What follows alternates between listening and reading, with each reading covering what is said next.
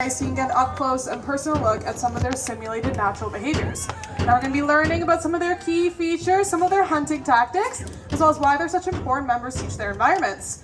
So to get started off today, we have a bird that loves to hunt some fast-moving ground prey. So we're going to be simulating that with a lure pulled all the way across the field and seeing if she can make catch for us. But to get her out, I am going to need your help. If you guys could give me the loudest countdown from 3 and then yell fly, hopefully we can encourage her. Think we can do that, guys? Yeah. All right, we're a big crowd, so I'm expecting you guys to be super loud for me. Everybody together in 3, 2, 1, fly!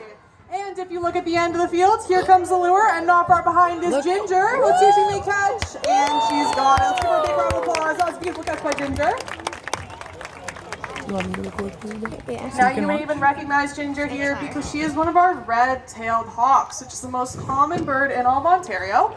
But they are found in many other provinces and territories all across Canada.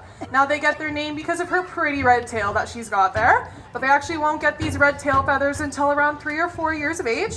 Until then, as juveniles, they're much lighter with some dark bars going across them. Now these birds are what we like to call opportunistic hunters. So what this means is that Ginger will eat pretty much anything that she can get those super sharp talons on. This includes that fast-moving ground prey that we were simulating with the lure earlier, things like rabbits and squirrels, but it may also be other smaller birds that are flying around in the sky, or even things that are already dead. So it's actually not uncommon to find these birds perched on the side of the highway, maybe circling above, waiting for a nice, easy snack of some roadkill. Now Ginger here, like many of our birds that we're going to be sharing today, is a raptor, and you may have heard the term raptor, but don't know what it means. Raptor refers to any of our predatory bird species that are characterized by a powerful hooked beak, strong feet with sharp talons with which they use to hunt, and keen eyesight. Now this includes our hawks, just like Ginger, our red-tailed hawk, our eagles, our falcons, and our next bird, who happens to be an owl. So coming out at the other end of the field is Mark. He's one of our great horned owls. Now great horned owls are the most widely distributed owl species in all of the Americas. So while you most definitely can find these birds right here in Ontario, they can also span all the way up into northern Canada and Alaska into South America. Now because of this very wide distribution, they occupy a lot of different habitats. So you can find them anywhere in the dense forests, in the plains, and even in the hot, dry deserts. Now these birds get their name because of this little tin species. So this means that barn owls, just like Soren, can be found on every single continent in the world, except for Antarctica, where, as their name suggests, these birds love to hang out in wooden barns. Now as Soren gets up close for you guys, I want you to try and get a good look at his cute little face that he's got there, because Soren has what's called a facial disc. Now this is his tuft of feathers all around his face that allows him to funnel sound into those asymmetrical ears that we talked about earlier.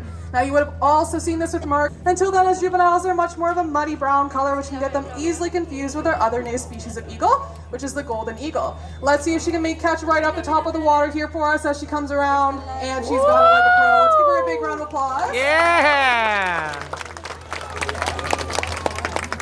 Now we have our bald eagles catch a lure right off the top of the water, like Juno showed us beautifully today, to simulate how they would hunt fish in the wild. Now these birds are amazing fishermen, and part of the reason why they are so successful on the hunt is because of their specialized scales on their feet with little spikes that we like to call spicules. Now these spicules on their feet give them a sandpaper-like texture, which allows them to better grip their fish prey. And because of this, they can actually hold fish that are much larger than their own body mass. But if they do accidentally grab a fish that's maybe even a little bit too heavy for them, what they're also known to do is just hold that fish underneath the water and then use their long, broad wings to paddle themselves to shore, as they're also really amazing swimmers. Now, many of you may not be familiar with the sad past but amazing comeback story of these birds. In the 1960s and 70s, a pesticide was introduced to our environment called DDT. Now, DDT was sprayed onto farmers' crops, made its ways into the waterway and up the food chain through a process of bioaccumulation. While it didn't directly harm our bald eagles, it did affect their ability to uptake calcium. So as many of you guys may know, calcium is super important for us for development of nice and strong bones. For our birds, it's actually really important for the development of a strong eggshell. So because of DDT, many of our bald eagles were laying eggs that were far too brittle. This meant that when mom and dad went to sit on the egg to incubate it and keep it nice and warm and safe in hopes that it would hatch, they would actually end up crushing it under their own body weight. Now, with no new juveniles to keep the population sustained, they did unfortunately go on the endangered species list in 1978. But luckily, scientists realized that DDT was the cause of the problem, and it is now banned all throughout North America. And thanks to breeding programs and conservation efforts, like we answered with Blanco, one of our European white storks. Oh. Now, as Blanco's flying around for you guys today, I want you to keep a close eye on him, because Oh unlike my many of our God. birds that we've shared today, he's really not going to be flapping his wings as much. Now, that's because these birds love to glide over thermals, which are hot buckets of air that rise above the ground, just as he was doing before he landed on the field here for you guys.